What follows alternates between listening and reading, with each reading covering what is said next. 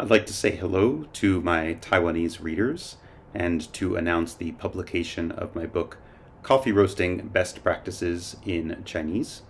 I'm excited to offer this book to you. The publisher of the Chinese edition has asked me to answer a few questions for readers.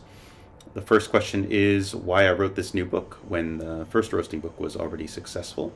And the simple answer is that Coffee Roaster's Companion was perhaps the first book about professional coffee roasting, and the purpose of the book was really to start a conversation about roasting, to introduce some shared vocabulary and concepts, and to make it easier for roasters to communicate about roasting and establish some fundamental concepts.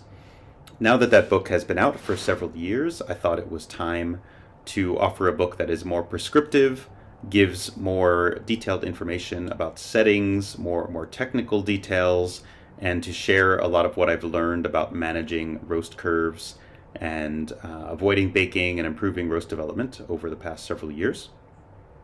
The publisher also asked me to talk a little bit about my experience roasting on so many different roasting machines. And I think of it like this, that if you roast on just one roasting machine and you take an action and there's a certain effect from the action, you don't necessarily know if the cause and effect is specific to your roasting machine or if it's a dynamic that is true for all machines, whether it's universal for roasting or not. But when you roast on many machines, like I've roasted on perhaps 400 machines at this point, then I get a sense of what is universal to coffee roasting and what is specific to certain machines. So that has helped me a lot in my work, both to manage various machines and also to understand coffee roasting better.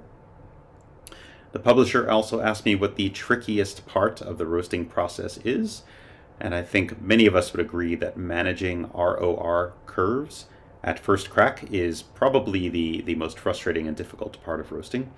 ROR crashes especially are very difficult to fix sometimes, and that's something that we can all struggle with, and I attempt to address in the book how to deal with that, what it means, and how to fix it, and that's a big focus of the book. And I'd just like to wrap up by saying thanks again for your support, and I hope you enjoy the new book in Chinese.